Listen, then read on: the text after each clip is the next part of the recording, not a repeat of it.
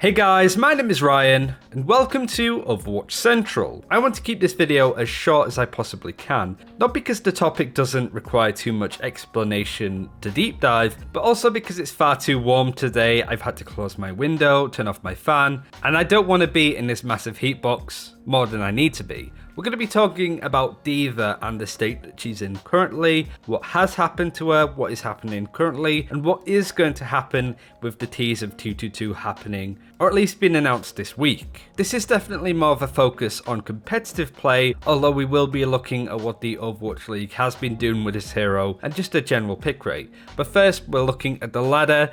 Here are the stats from Overbuff when it comes to current trends over the past 6 months across all the different tiers. As you can see, D.Va's pick rate has gone down. You can't really see any pieces of this where, oh, this is where the D.Va nerf came in. You can't see a massive drop. It's just been a consistent over time thing, as she's gone from the start of January to about 5% down to around 3.1. But of course, as you start going to each of the tiers, you start to see how much of a drop this is, especially the higher you climb. Even in places like Platinum, her pick rate has dropped to a pretty considerable level, but it's when you get into Master and Grandmaster that you really do see a drop off the radar considerably, going from a pick rate in GM from a peak of 14% at the start of Season 15 to now with a pick rate of 1.65%. To give context, she is the 14th most popular hero in GM currently, with heroes like Tracer, Doomfist, and most importantly Roadhog being picked a lot more, which is a huge fall of grace from the previous meta queen who has been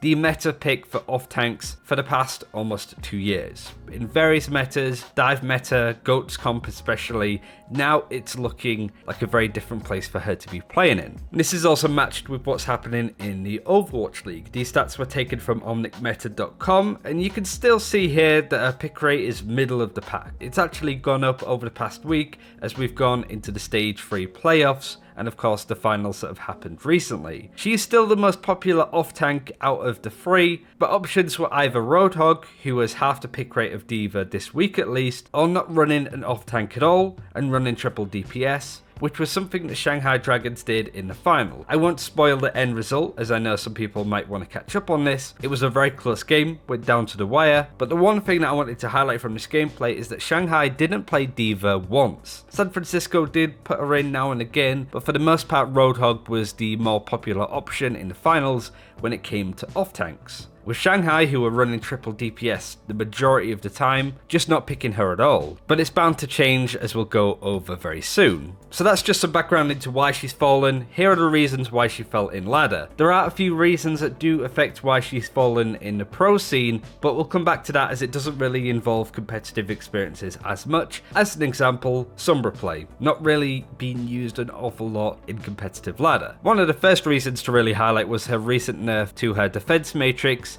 in the range that it can eat targets. I wouldn't necessarily say that this was the main reason why D.Va has sort of had reduced pick rate, but as a D.Va player you definitely notice this change. The amount of damage that you can eat is a lot less, and the damage that you take on average is a lot more. You really have this chicken and egg vibe going on between the relationship of DPS and D.Va. Did we see more Pharah, more McCree, more DPS options because D.Va was nerfed? Or because DPS is a lot stronger now with the McCree buffs? That is why we're seeing less D.Va. And it's really hard to say at this point. One thing is for sure though, it's a lot harder to play D.Va in this meta. It's a lot messier, and it's harder to get stuff done. You had a lot of room for error when playing D.Va, that's what made her so easy and fun to play. You could 1v1 a lot of the cast. Now it's not so simple, where you have to be really conservative with your defense matrix, which is still one of the best abilities in the game. The number one option there, of course, is Roadhog, with Roadhog Orisa becoming the most tank meta lineup currently. This is more prominent in competitive ladder than it is in the Overwatch League, as we've highlighted. So this is one of the reasons, and I think Roadhog is definitely the best tank right now, not only to get value out of what you're doing, to get picks, to pull people out of position, to punish mistakes, but also you die a lot less. You can look after yourself. You can just sort of go on the solo, single-minded Roadhog flank strategy and still get a lot done. But I do want to come back to that again in this video, just to make a point. And of course, the fall of any form of dive composition with Winston. Hammond's an iffy one. Hammond is still being played quite a lot, but alongside triple DPS lineups. But in competitive, his pick rate isn't all that much, with Reinhardt still being preferred as a main tank over Wrecking Ball, and of course Winston. Like I said, there's other reasons to do with the pro scene. Like I mentioned with Hammond, he's been used in triple DPS lineups, so it doesn't involve D.Va, and any form of Winston dive isn't being played. The only way that Winston is being played is some form of Winston GOATs as a measurable counter to a lot of different strategies. And as I mentioned before, Sombra, she's very good against D.Va, can hack, get a lot of damage in, and in those Sombra GOAT strategies, Sombra replaces the D.Va for that reason. But now I wanted to talk about why it's not necessarily doom and gloom for D.Va. That's why the focus on this video is what is happening to D.Va currently, as opposed to what has happened for her to end up here. Her pick rate isn't terrible by any stretch. She's still a relatively popular hero, but she's certainly not at a level of play where you can't really use her, and picking her instead of Roadhog is straight up throw-in. That's one thing that I wanted to come back to. Roadhog is a very good hero, but it's very difficult to tell when you're throwing by playing this hero. When you are playing Ana badly or Zenyatta badly, you know that you're problematic to your team because you're dying a lot. The Genji's just all over you, he's teabagging you, and you're doing very little to shut that down. You're dying, therefore your team is dying. That's on you. For Roadhog, it's a lot harder to notice when you're playing bad as Hogs. Like I said before, you just rarely die as a Roadhog, meaning that you can't measure your impact by how little or how much you're dying. It's more what you do on this hero. Are you getting picks? Are you pulling people out of position? Are you punishing mistakes? Or are you just shooting a shield and still losing the shield war in Orisa versus Orisa comps? That's why I don't really like to play Roadhog a lot of the time. Whilst it's easy to not die on this hero, it's also very easy to just do very little on him other than shooting shields that are constantly respawning. Point is I feel like this is a good option to play D.Va if you're still well versed in her. I definitely recommend practicing Roadhog to get better at him, most definitely, but if you are an off-tank player and you feel like you're not having much effect on Roadhog, then pick up D.Va, because I feel that you have got a lot more space to move, you can burst on targets, eat damage that's coming in,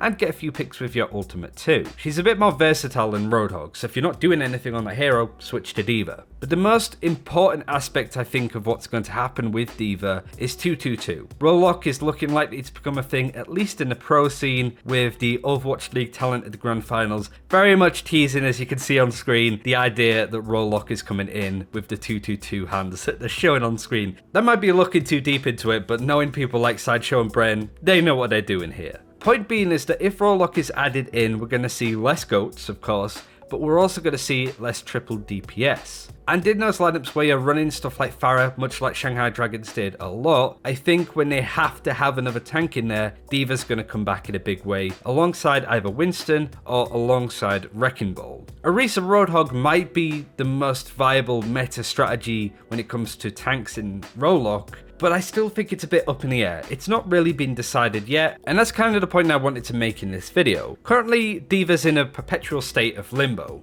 She's neither really good nor really bad, and she's kind of been in this stasis for quite some time now, with very little people really looking into it. But on the eve of a big system like Rollock coming in, I do really think that D.Va might come back in a big fashion because of it. But I also think it's very healthy to have D.Va and Roadhog in this bunker versus dive DPS lineup kind of vibe going on. I don't necessarily think that that's a bad thing to have both these heroes being played a lot. But the future of this hero is very exciting, not to mention Hero 31 most likely being a tank. Might really spice up what off-tanks or main tanks may be doing in this new iteration of whatever meta we're going into. In any case, where D.Va's been, where she is currently and where she's going is very interesting, and I wanted to highlight that in today's video. That's everything for today. Thanks for watching, take care, we'll see you next time.